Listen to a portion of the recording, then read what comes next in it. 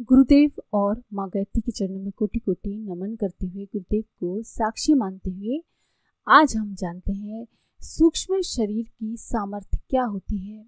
गुरुदेव ने गायत्री की पंचकोशी साधना एवं उपलब्धियां में सूक्ष्म शरीर की सामर्थ्य के बारे में बहुत ही अच्छा लेख लिखा है। बर्तन में पानी भरा रहता है, वह स्थूल है, उसे नापा तोला जा सकता है और ये भी जाना जा सकता है कि उसने उसमें कितनी परिधि घेरी है तथा कितना प्रयोजन पूरा कर रखा है। किंतु जब वह आग पर चढ़ाकर भाप बना दिया जाता है तो उसका आकार विस्तृत हो जाता है और हवा के झोंके के साथ कहीं भी पहुंच सकता है। यद्यपि भाप की सघनता कम हो जाने पर वह दृष्टिगोचर नहीं होता, आंखों से हमको नहीं दिखता, तो भी उसका अस्तित्व रहता है। वह सूक्ष्म स्वरूप है। रात्रि की ठंडक में वह आकाश से नीचे उतरकर ओस की बूंदों के रूप में पत्तों पर आ विराजता है, स्थूल की आकृति और सीमा में बन जाता है। यही बात मानवीय चेतना के संबंध में भी है। वह काया के पिंजड़े में कैद रहती है। सचेतन मस्तिष्क की अहंता उसे यही बोध होने देती है कि मैं शरीर हूँ, ना यही मेरा आकार है, प्रकार, उद्देश्य एवं अस्तित्व है।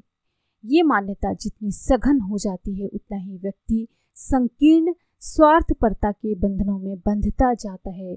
उसकी मान्यता, भावना, विचारणा, आकांक्षा, क्रिया इसी सीमा के बंधन में काम करती है। स्थूलता सीमित होती है, इसलिए इस स्तर का व्यक्ति उतना ही सशक्त होता है जितना कि उसका शरीर एवं शरीर परिकर के अधिकार में रहने वाले साधन, यानी कि उसका शरीर को जब वो अपना मानता है तो बस उसकी जो शक्ति है उसके शरीर तक ही सीमित रहती है। यह स्थिति मनुष्य की अल्पता की घोतक है।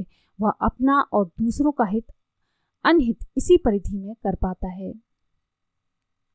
सूक्ष्मता इससे ऊंची स्थिति है।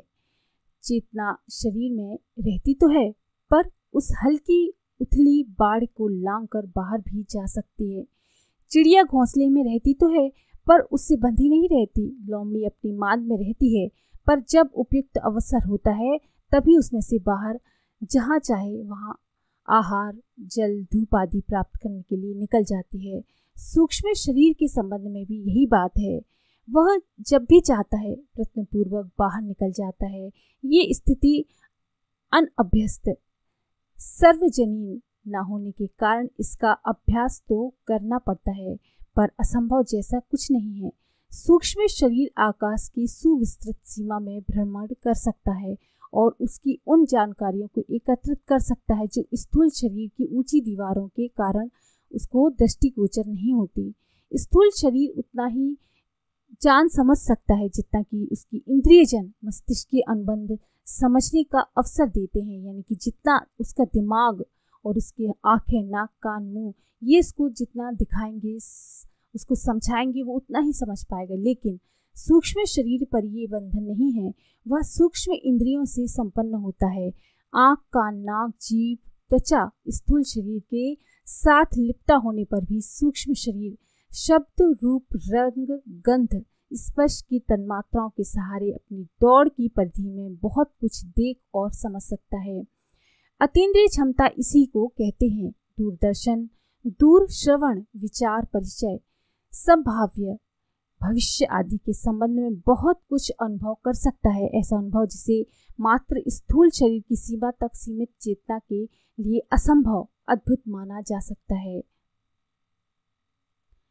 सूक्ष्म शरीर अन्य शरीरधारियों के भीतर भी प्रवेश कर सकता है और वहां उलट पुलट मचा सकता है, जबकि स्थूल शरीर दूसरों के स्थूल शरीरों को ही सुविधा असुविधा पहुंचा सकता है। सूक्ष्मता की स्थिति में किसी के विचारों को पढ़ना, समझना ही संभव नहीं होता, वरन कर्तव्य की सीमा इस परिधि तक बढ़ जाती है कि अंतस को कुछ नया बता या सिखा सके। पुरानी आदतों को बदल या सुधार कर उसके स्थान पर ऐसा कुछ स्थापित कर सके जिसे अपूर्व या अद्भुत कहा जा सके। मध्य के बाद भूत प्रेत की योनि में गई हुई आत्माएं कई बार किन्हीं संबंधित व्यक्तियों के साथ राग द्वेष चरितार्थ करने के लिए लिपट पड़ता है। उनके शरीर मस्तिष्क पर भी अधिकार कर लेती हैं और उनका मनचाहा उपयोग करती हैं। शरीर की उठापटक, वाणी की बहक रख मस्तिष्क की दिशाधारा में एक प्रकार का उन्माद छा जाता है और वशीभूत व्यक्ति के आचरण में देखते देखते भारी परिवर्तन हो जाता है। शराब भी ऐसी ही एक मस्ती होती है, उसमें भी एक खुमारी की स्थिति में स्वाभाविकता की अपेक्षा भारी अंतर प्रस्तुत कर देती है। ऐसा ही उलटफेर सूक्ष्म शरीर जीवित स्थिति में भी कर सकता है। अपना मस्तिष्क दूसरों के मस्तिष्क में ठूस सकता है और उसे वे विचार करने के लिए विवश कर सकता है जो प्रेरक है। इसी प्रकार शरीर में, स्वभाव में, गुण कर्म में भी अन्यायों को उलट कर नई दिशा में चलाया जा सकता है। मनोविज्ञान के मूर्धन्य प्रयोक्ताओं ने ब्रेन वॉशिंग की अनेकों विधियों का आविष्कार उन्होंने किया। वे शत्रु पक्ष के बंदियों को इस प्रकार की विचारधारा देते हैं जिससे उनके पूर्व विचार सर्वदा बदल जाएं, मित्र को शत्रु एवं शत्रु को मित्र समझने लगे। ये ब्रेन वॉशिंग प्रयोग वशुओं पर भी प्रयुक्त किया जा सकता है। वे अपनी जन्मजात मूल प्रकृति को भूल जाते हैं और उस नई प्रवृत्ति को अपना लेते हैं जो इलेक्ट्रोडों द्वारा उन्हें बदलने के लिए विवश किया जाता है।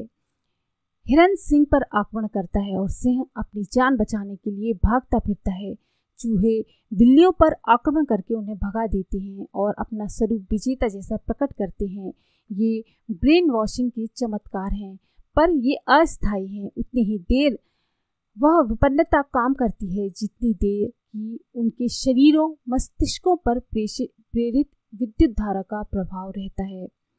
ऐसा सामयिक परिवर्तन तो तब भी देखा जाता है जब तपोवनों के निकट जाकर वहां के प्राण प्रवाह से प्रभावित सिंह, गाय एवं एक ही घाट पर पानी पीने लगते हैं। पुराना शिकार शिकारी के भाव भूल जाते हैं। पौराणिक कथाओं में वाल्मीकि, बिल्वमंगल, अजामिल, अंगुलीमाल, आम्रपाली आदि के जीवन क्रमों के असाधारण उनके जीवन में परिवर्तन हुआ। ध्रुव, प्रहलाद, पार्वती आदि ने वह नीति अपनाई जो उनके जन्मजात वातावरण में संभव ना थी। ये नारद जैसों का प्राण प्रहार ही था जिसके कारण उन्हें अपनी पुरातन रीति नीति बदलनी पड़ी। ये कोई जादू नहीं वरन सूक्ष्म शरीर की बलिष्ठता का प्रभाव था जिसने दंगल जीतने जैसा पराक्रम दिखाया। ये प्रभाव कई बार और भी ऊंचे दर्जे का होता है। अर्जुन का मन लड़ने का नहीं था, किंतु कृष्ण का सिखावन से उसे इस प्रकार युद्ध में प्रवृत्त होना पड़ा मानो वह स्वेच्छा से वैसा कर रहा हो।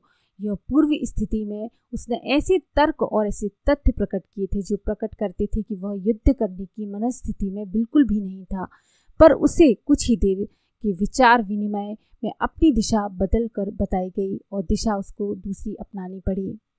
योग साधना में एक शक्तिपात प्रक्रिया का वर्णन है जिसके अनुसार एक समर्थ व्यक्ति अपने बल, पौरुष, तप आदि को दूसरे प्रियजन के लिए हस्तांतरित कर सकता है।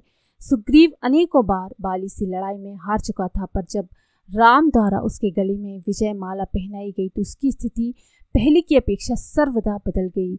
उसने जाते ही विजय की भूमिका संपन्न की। हनुमान से लेकर रीछ वानरों के समुदाय का राम के साथ पूर्व परिचय नहीं था और न लंका विजय में उनका कोई निजी स्वार्थ साधन था। फिर भी वे मंत्र मोहित की तरह उस अभिनव प्रयोजन में इस प्रकार जुटे मानो वह उनकी निजी प्रतिष्ठा का प्रश्न है। ये आदर्श और पौरुष दूसरों का किया हुआ था। इस अनुदान की प्रक्रिया को शक्तिपात परिभाषा में सम्मिलित किया जा सकता है।